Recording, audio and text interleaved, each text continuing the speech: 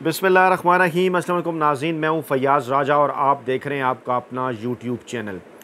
दोस्तों, इस्लामाबाद के सहाफ़ियों के ग्रुप में एक मैसेज शेयर होता है और इस मैसेज के अंदर एक सीनियर सहाफ़ी एक तस्वीर भेजता है और इस तस्वीर के अंदर मौजूदा army chief general Asim Munir Imran Khan को सल्यूट मारते हुए नज़र आ रहे हैं। और इससे पहले भी एक मरतबा ये मैसेज शेयर होता है और पूछा जाता है कि आपकी जानिब से ये बार बार मैसेज क्यों शेयर किया जा रहा है दूसरे सहाफ़ियों की जानिब से। तो सीनियर सहाफ़ी कहते हैं कि आइंदा चंद दिनों के अंदर, और ये दिन उन्होंने 100 से कम बताए, उन्होंने कहा कि आइंदा चंद दिनों के अंदर आप इस किस्म का मंजर पाकिस्तान के अंदर देखने जा रहे हैं कि मौजूदा army chief general Asim Munir Imran Khan को सल्यूट करेंगे। अगरचे ये तस्वीर माजी की है जो उनकी जानिब से शेयर की गई जब 2018 में इमरान ख़ान पाकिस्तान के वज़ीर-ए-आज़म बने। इमरान ख़ान ने GHQ का दौरा किया। उस वक्त के army chief general Asim Munir पूरी फ़ौजी क़यादत के साथ इमरान ख़ान का तारुफ़ करा रहे हैं। तो उस मौके के ऊपर जनरल आसिम मुनीर जो हैं वो इमरान ख़ान को सल्यूट कर रहे हैं। बार बार गुज़श्ता 15 दिनों के अंदर इस मैसेज के दोबारा शेयर करने की आखिरकार वजह क्या है? इस मज़दूर साफ़ी ने एक बार फिर कुछ मालूमात जब हासिल करने की कोशिश की। गुज़श्ता दफ़ा जब ये मैसेज शेयर हुआ उस वक्त भी हमने एक वीलॉग आपके सामने रखा था, अपनी मालूमात आपके गोश गुजार की थी। और आज जब ताज़ा तरीन जो है वो इसके ऊपर गुफ्तगू एक बार फिर हो रही है, इस्लामाबाद के जो बाखबर हल्के हैं वो इस्लामाबाद की फ़िज़ाओं में किसी डील को तलाश कर रहे हैं। एक ऐसे मौके पर जब इमरान ख़ान की जानिब से वाज़े और साफ इनकार कर दिया गया है, तो कुछ लोग ये दावा करते हुए नज़र आ रहे हैं, कुछ लोगों का ये दावा है कि सुप्रीम कोर्ट ऑफ पाकिस्तान के जज इस मरतबा नहीं मान रहे। जी हाँ, उनका इशारा है कि पाकिस्तानी इस्टेब्लिशमेंट की बात इस मरतबा सुप्रीम कोर्ट ऑफ पाकिस्तान के जज नहीं मान रहे। और बकौल उनके कि इन जजेस की तादाद इस वक्त 15 के करीब है। अगरचे सुप्रीम कोर्ट के अंदर 17 जजेस हैं, रूटीन के 2 एडाक जज भी तैनात हो गए, तादाद 19 हो गई। लेकिन कहा यह जा रहा है कि 15 जजेस सुप्रीम कोर्ट ऑफ पाकिस्तान के ऐसे हैं जो पाकिस्तान के अंदर मामलात को मज़ीद गैर आइनी और गैर कानूनी तरीके से नहीं चलने देंगे। इसी दौरान कुछ लोगों की जानिब से, सीनियर सहाफ़ियों की जानिब से बार बार कालम लिख कर ये कहा जाता है कि जनाब आप दरमियानी रास्ता निकाल लें, और दरमियानी रास्ता यही है कि आप पीछे हट जाएं, और आप पीछे हटें तो इमरान ख़ान कौम से खिताब कर लें। कौम से इस खिताब के अंदर चाहे वो बराह रास्त माफ़ी ना मांगे, लेकिन इमरान ख़ान पुरज़ोर मज़म्मत करें इस वाक़े की और कहें, ख़ुद ऐलान करें कि जो लोग इसके अंदर मुलव्विस हैं उन्हें सज़ा देंगे। तो इमरान ख़ान के करीबी हल्के ये कहते हैं, मैं 9 मई के हवाले से बात कर रहा हूँ, इमरान ख़ान के करीबी हल्के ये कहते हैं कि इमरान ख़ान का और पाकिस्तान तहरीक इंसाफ का तो पहले ही यही मौक़िफ़ है, तो फिर इस तमाम तर मामले को क्यों पाकिस्तानी इस्टेब्लिशमेंट अना का मसला बनाए बैठी है। ज़राए का ये दावा है इस्लामाबाद के ऐसे हल्के जो कि अंदर की ख़बरों पर नज़र रखते हैं, उनका ये कहना है कि मौजूदा इस्टेब्लिशमेंट के पास इमरान ख़ान के साथ डील करने के अलावा कोई चारा नहीं है। और इस मरतबा आप एक मुख्तसर मंजर देखेंगे, इस मरतबा आप एक मुख्तलिफ मंजर देखेंगे। कुछ मंजर 1970 की दहाई में हमें नज़र आए जब आवाम की मकबूलियत के ज़ोर पर जुल्फ़िकार अली भुट्टो साहब ने कुछ फ़ैसले किए, लेकिन बाद में फिर उन्हें मालूम पड़ा कि नहीं, खासी अवाम उनके ख़िलाफ़ भी है और उस तरह से अवाम उनकी हमायत में बाहर नहीं निकली। 90 की दहाई के अंदर नवाज शरीफ ने इस्टेब्लिशमेंट से हासिल की हुई मकबूलियत के ज़ोम में कुछ फ़ैसले किए, लेकिन उनके जाने के ऊपर पाकिस्तानी कौम ने मिठाइयाँ बाँटी। लेकिन आखिरकार 2022 में ऐसा क्या हुआ? 2022 के अंदर जब इमरान ख़ान की हुकूमत गैर आइनी और गैर कानूनी तरीके से गिराई गई और जब मर्द कलंदर ऐवान वज़ीर-ए-आज़म से डायरी उठाकर निकला और जाते जाते उसने ये पूछा कि कोई रह तो नहीं गया, तो उसके बाद सिर्फ 48 घंटों के अंदर चश्मे फलक ने यह मंजर देखा कि कराची से लेकर खैबर तक पूरे पाकिस्तान के अंदर लाखों की तादाद में पाकिस्तानी बाहर निकले। और इस किस्म के मंजर पाकिस्तान की 75, 76, 77 साल सियासी इंतखाबी तारीख़ ने कभी नहीं देखे जितनी बड़ी तादाद में लोग इमरान ख़ान के साथ निकले। पाकिस्तानी इस्टेब्लिशमेंट शायद ये समझ रही थी कि इमरान ख़ान की मकबूलियत ख़त्म हो गई है, हम जब इमरान ख़ान की हुकूमत गिराएंगे। हालांकि ये कोशिशें 2019 से चल रही थी और कुछ लोग अब ये बात दोबारा से कर रहे हैं कि आखिरकार ख्वाजा आसिफ साहब को बार बार इस मामले के ऊपर बात करने की क्या ज़रूरत है, और ख्वाजा आसिफ साहब के करीबी दोस्त हामिद मीर साहब उनकी जानिब से सफाइयाँ क्यों दे रहे हैं। हामिद मीर साहब पाकिस्तानी सियासत के ऐसे किरदार हैं जो कि इस्टेब्लिशमेंट के मुख्तलिफ ग्रुप्स के अंदर हवा का रुख देख कर बात किया करते हैं, चाहे वो जनरल मुशर्रफ के दौर से पहले 90 की दहाई के मामलात हों या फिर जनरल मुशर्रफ के दौर के बाद 2007-8 के बाद मामलात हों, जब उस वक्त की पाकिस्तान की खुफिया एजेंसी के सरबराह जनरल अशफाक परवेज़ कियानी के कहने के ऊपर हामिद मीर साहब ने जनरल परवेज़ मुशर्रफ की अचानक से मुखालफत शुरू कर दी और उससे पहले वो तमाम तर वो चीज़ें भूल गए कि किस तरह से उन्होंने साबिक आर्मी चीफ जनरल मुशर्रफ को वेलकम करते हुए ये तक मुतालबा कर दिया था कि नवाज शरीफ को फांसी लगा देनी चाहिए। तो हामिद मीर का इस मौके के ऊपर ख्वाजा आसफ की हमायत में सामने आना या उनकी जानिब से सफाइयाँ देना यकीनन कुछ सवालात पैदा करता है। आखिरकार कहा क्या था ख्वाजा आसफ ने? ख्वाजा आसफ ने यह कहा था कि मुझे 2019 में जनरल कमर जावेद बाजवा के ससुर के घर, जी हाँ जनरल एजाज के घर में जनरल फैज़ हमीद ने यह ऑफ़र कर दी थी कि आप जो है वो जून के महीने के अंदर पंजाब और दिसंबर के महीने के अंदर मरकज़ की हुकूमत की तैयारी करें और इसके बदले आप हमसे क्या मांगते हैं। और ख्वाजा आसफ ने कहा कि हमें इसके बदले कुछ नहीं चाहिए, लेकिन बहरहाल जनरल फैज़ ने कहा कि आप ये बताएं कि जनाब आर्मी चीफ़ को आप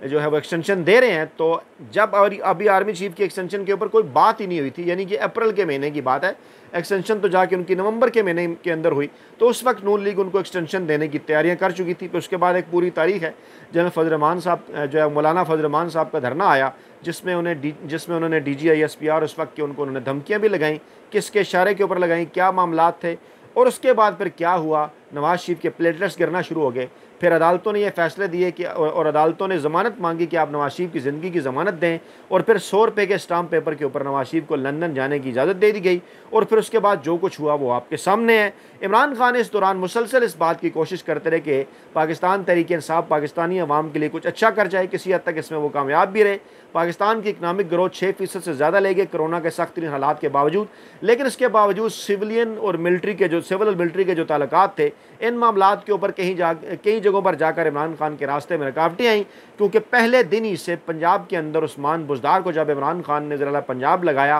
तो उसके बाद इस्टेब्लिशमेंट की जानिब से मुसलसल इस बात के ऊपर जो है वो जोर दिया जाता रहा कि आप ये तब्दील कर दें, लेकिन इमरान खान ये बात ना माने। और उसके बाद इख्तलाफात की नोयत में थोड़ी सी तब्दीली उस वक्त आई जब DGISI जनरल फैज़ हमीद को तब्दील किया जाना था और उनकी जगह जनरल आसिम मुनीर साहब मौजूदा DGISI को लाना चाहते थे। तो उस वक्त इमरान खान ने एक मुख्तलिफ राय दी, इस मामले को किसी हद तक उन्होंने डिले भी किया, लेकिन उसके बाद फिर वही कुछ हुआ जो पाकिस्तानी इस्टेब्लिशमेंट चाहती थी और जो कि हमेशा से पाकिस्तान की तारीख के अंदर होता आया है। और उसके बाद फिर क्या हुआ वो आपके सामने है कि किस तरह से रजीम चेंज ऑपरेशन अमेरिका की जानिब से इशारा, यूक्रेन का मामला, इमरान खान का आज़ादाना मौक़िफ़, अड्डे नहीं दूंगा, किसी किस्म की डील नहीं करूँगा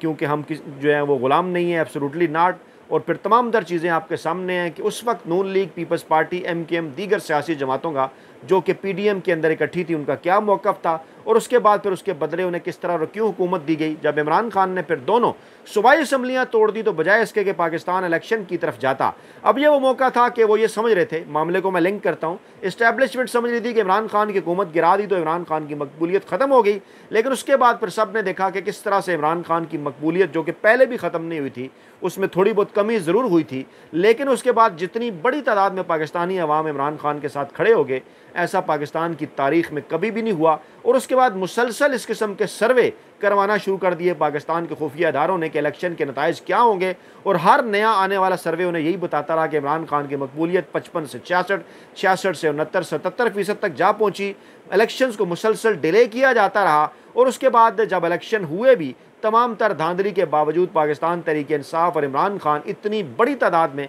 नशस्तें लेकर कौमी assembly, Punjab assembly, KP assembly के अंदर आ गए। सिंध और बलूचिस्तान के अंदर भी इम्कानात पैदा हो गए कि शायद वो एक अलाइज़ की मदद से हुकूमत बना सकें। तो रातों रात जो कुछ किया गया वो आपके सामने है। और अब जो एक एक करके तमाम तर हल्के खुल रहे हैं, चाहे वो पतन खोले, आलमी इदारे इसके ऊपर बात करें, या दीगर मामलात हों, या इलेक्शन ट्रिब्यूनल्स के अंदर मामलात जाएँ, या इस्लामाबाद हाई कोर्ट जाने या जांचें, तमाम तर सूरत हाल यही बात वाज़े करती है कि कम व बेश पाकिस्तान तहरीक इंसाफ की 180 से ज़ायद आम नशस्तें थी कौमी असम्बली के अंदर, और मखसूस नशस्तें मिलाकर यह तादाद 225 यानी आसानी के साथ 2 की जानिब बढ़ सकती थी। और उस वक्त फिर जो खेल खेला गया वो आपके सामने है। उसके बाद भी इस बात की कोशिश की गई कि शायद इमरान खान को मुसलसल जेल में रखेंगे तो इमरान खान को तोड़ लिया जाएगा, लेकिन इमरान खान को ना तोड़ा जा सका। और फिर उसके बाद क्या हुआ कि इमरान खान की जानिब से जब मुसलसल 4 बार इनकार कर दिया गया कि मैं ना डील लूँगा, ना डील दूंगा, ना NRO दूंगा, ना NRO लूँगा, तो उसके बाद फिर इमरान खान के खिलाफ एक प्रोपेगेंडे का आगाज़ शुरू हो गया, जो कि इन दिनों अपने अरूज पर है कि इमरान खान पाकिस्तानी इस्टेब्लिशमेंट से मुज़ाकरात की भीख मांग रहे हैं। हालांकि कॉन्टेक्स्ट इन तमाम तर मामलात का कुछ और है। इमरान खान से जब भी रब्ता हुआ, इमरान खान ने एक ही बात की कि पाकिस्तानी अवाम का नेशनल अवामी मैंडेट हमें वापस किया जाए, तमाम झूठे पर्चे केसेस ख़त्म किए जाएं। पाकिस्तान अगर नए इलेक्शन साफ शफाक की तरफ जाता है तो उसको ले जाया जाए, लेकिन ना तो मौजूदा चीफ इलेक्शन कमिश्नर साहब हों और ना मौजूदा चीफ जस्टिस काजी फैज़ ईसा साहब के आगे ये इलेक्शन आने चाहिए। अब इसी दौरान कोशिशें हुई कि जनाब जो बड़ी तैनातियाँ पाकिस्तान के अंदर इस साल अक्टूबर में, अगले साल नवंबर में होनी है, उन पर सियासी जमातों को एक बार फिर डोल डाला जाए और वो तमाम तर सियासी जमातें जो कि इस्टेब्लिशमेंट के साथ इकट्ठी हैं वो तो एक पेज पर मौजूद हैं, चाहे MKM है, चाहे पीपल्स पार्टी है, चाहे नून लीग है, वो तो एक्सटेंशन देने के लिए तैयार बैठे हैं क्योंकि उन्हें पता है कि उनकी हुकूमत किसकी मरहून मन्नत है और कौन उन्हें हुकूमत के अंदर लेकर आया है। तो ऐसे माहौल के अंदर जब पाकिस्तान तहरीक इंसाफ की जानिब से सिविल सुप्रीमेसी का नारा लगाया गया, पाकिस्तान तहरीक इंसाफ के सरबराह इमरान खान ने यह कहा कि फ़ौज अपने मामलात जो है वो दुरुस्त करे, फ़ौज का जो आइनी और कानूनी किरदार है वो किरदार अदा करे और हमारा इस्टेब्लिशमेंट से मुज़ाकरात का मकसद सिर्फ़ और सिर्फ ये है कि उसे ये बताना कि नहीं जनाब, सियासत आपका काम नहीं है, आप अपना किरदार अदा करें। पाकिस्तान तहरीक इंसाफ के सरबराह इमरान खान पर मुख्तलिफ हल्कों की जानिब से ये तनकीद की गई कि इमरान खान जो हैं वो सियासी जमातों के साथ मुज़ाकरात नहीं चाहते, जिसका जवाब इमरान खान ने यह दिया कि महमूद खान अजगज़ई को तमाम तर इख्तियारात दे दिए हैं, उनकी जानिब से किसी किस्म का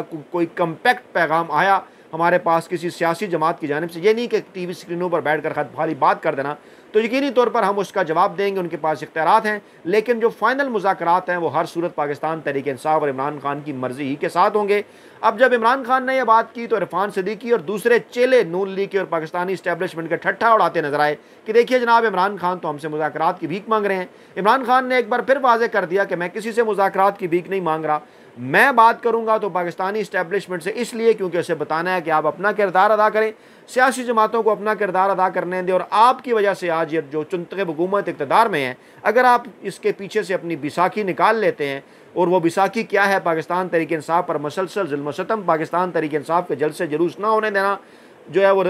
नताइज चेंज होना, पाकिस्तान तहरीक इंसाफ के रहनुमाओं की बार बार गिरफ्तारियाँ, ये सारे काम सबको पता है कहाँ से जो है वो करवाए जा रहे हैं। अगर आप इन मामलात के ऊपर पीछे हट जाएं और बराह रास्त हमारा मुकाबला नून लीग, पीपल्स पार्टी और इस चुनखब हुकूमत के साथ हो, तो ये तो सिर्फ एक तिनकों की दीवार है जिसको बहुत जल्द पाकिस्तानी अवाम गिरा देंगे और पाकिस्तान में आइन, कानून और जमहूरियत की हुकूमत होगी। लेकिन क्योंकि वो कहते हैं ना कि मफादात साझे थे, नून लीग ने एक बार फिर डराना शुरू कर दिया पाकिस्तानी इस्टेब्लिशमेंट को कि अगर इमरान खान आ गया तो आपकी तैनाती रिवर्स हो जाएगी। और दूसरी जानिब से ये भी कहा गया कि जनाब, आपके तरफ से जो मैसेज आ रहे हैं कि आपको एक्सटेंशन चाहिए 2025 के बाद 2028 तक, तो वो मामलात भी फिर मुश्किलात का शिकार हो सकते हैं। और इसी दौरान फिर ख्वाजा आसिफ की जानिब से, कभी जावेद लतीफ़ की जानिब से, कभी दीगर रहनुमाओं की जानिब से इस किस्म के इंकशाफात सामने आना शुरू हो गए कि जनाब इस्टेब्लिशमेंट तो हम तक खुद पैगामात पहुँचा रही थी। कैप्टन सफदर साहब ने तो यहाँ तक कह दिया कि इस्टेब्लिशमेंट फ़ौजी क़यादत लंदन आकर उसने नवाज शरीफ के पैर पकड़े कि आएँ जनाब, पाकिस्तान संभालें। लेकिन उसके बाद जब फिर नताइज सामने आए, सबको यह नज़र आ गया कि नवाज शरीफ जिनके गुब्बारे में खामखा हवा भरी जा रही थी वो तो बिल्कुल फोका साबित हुए हैं। तो ऐसी सूरत हाल के अंदर नून लीग की जानिब से ये प्रोपेगेंडा करना शुरू कर दिया गया कि बाकायदा प्लानिंग के तहत नवाज शरीफ का रास्ता रोका गया है और इमरान खान को सजाएं इसलिए दिलवाई गई ताकि उनकी मकबूलियत बढ़ जाए। तो वो मकबूलियत नवाज शरीफ की क्यों नहीं बढ़ी जब नवाज शरीफ को सजाएं सुनाई गई? इस किस्म के बोंगे किस्म के दलीलें देकर पाकिस्तानी अवाम को कन्फ्यूज़ करने की कोशिश बड़े एंकरों, वेले कलम निगार और मुलाजम साफ़ियों ने भी की कि जनाब ये तो देखिए इमरान खान को लीडर बनाया जा रहा है। अगर इस तरह से कोई लीडर बनता है तो फिर नवाज शरीफ क्यों लीडर नहीं बन सके? नवाज शरीफ भी डट जाते, रुक जाते, जेल के अंदर खड़े रहते, डील ना करते तो आज वो भी लीडर होते। तो मामला जनाब कुछ यूँ है कि इमरान खान ने अपनी मुसलसल आसाबी जंग के बाद, इमरान खान एक टेस्ट प्लेयर हैं और बार बार इस प्लेटफार्म पर बारहा ये मजदूर साफ़ी ये बात आपके गोश गुजार कर चुका कि एक टेस्ट प्लेयर की ज़िंदगी का मकसद क्या होता है, लूज़ बॉल का इंतज़ार करना और उसके बाद लूज़ बॉल जब मिले तो उसके बाद पर हिट करना, अपनी विकेट संभाल कर खेलना, और पहली इनिंग्स के अंदर अगर आपको शिकस्त का सामना भी करना पड़ रहा है तो दूसरी इनिंग्स के अंदर हालात को बदल कर फतह में तब्दील करना, ये तमाम तर चीज़ें इमरान खान अपने पूरे क्रिकेटिंग कैरियर में करते रहे हैं। और इमरान खान को जिन्होंने T20 प्लेयर समझा था वो अपना समूह लेकर रह गए और सब ने वाज़ह तौर पर यह देखा कि इमरान खान जिनके मुतल्लिक ये कहा जा रहा था कि वो चंद दिन भी जेल ना काट सकेंगे, आज 1 साल होने को है और इमरान खान बड़ी बहादुरी के साथ जेल काट रहे हैं, तमाम तर मसाइल का, तमाम तर मुश्किलात का सामना कर रहे हैं। इस शदीद गर्मी हफ़ज़दा मौसम के अंदर भी आपको पता है कि इमरान खान के कमरे में एक कूलर है और ऐसे हालात के अंदर, इस शदीद तरीन गर्मी के अंदर जब वो कूलर भी काम करना छोड़ दे तो फिर क्या सूरत हाल होती होगी। तो ये है जनाब वो सूरत हाल कि जब नज़र आ रहा है पाकिस्तानी इस्टेब्लिशमेंट को, नज़र आ रहा है माफिया को, जो नज़र आ रहा है सहूलतकारों को कि इमरान खान डट के खड़ा है, इमरान खान डील नहीं कर रहा, ऐसे माहौल के अंदर इस किस्म की तस्वीरों का वायरल होना, जिसमें मौजूदा आर्मी चीफ इमरान खान को सलूट करते हुए नजर आ रहे हैं, जाहिर करता है कि दाल में कुछ ना कुछ काला ज़रूर है। और ख़ास तौर पर जो मौजूदा सूरत हाल के अंदर लीगी रहनुमाओं की जानिब से जिस किस्म के बयानात सामने आ रहे हैं, जिस किस्म की चीखें मारी जा रही हैं एहसन इकबाल और ख्वाजा आसिफ समेत दीगर लोगों की जानिब से कि देखिए जनाब, हमें इमरान खान और इस्टेब्लिशमेंट के साथ मुज़ाकरात के ऊपर किसी किस्म का कोई ख़तरा नहीं है। और साथ ये भी खबरें हैं कि जनाब बाकायदा तौर पर धमकियाँ दी जा रही हैं, इस्तीफ़ों की इस किस्म की खबरें फैलाई जा रही हैं। फिर जमात इस्लामी का धरना आया बैठा है। ये तमाम तर मामला पाकिस्तान के अंदर इंस्टेबिलिटी की जानिब इशारा करते हैं। और आइंदा आने वाले दिनों में जब आलमी सियासत का मंजरनामा बड़ी तेज़ी के साथ तब्दील होगा तो इस्लामाबाद के बाखबर हल्कों का यह दावा है कि पाकिस्तान भी इससे बचा नहीं रहेगा। और आइंदा 3 माह के अंदर पाकिस्तानी अवाम पाकिस्तान के अंदर पाकिस्तान तहरीक इंसाफ और इमरान खान के हक़ में एक बहुत बड़ी तब्दीली देखेंगे। अपना बहुत ख्याल रखिएगा, दुआओं में याद रखिएगा। नई वीडियो के साथ जल्द हाजिर होंगे। अल्लाह ने के पास।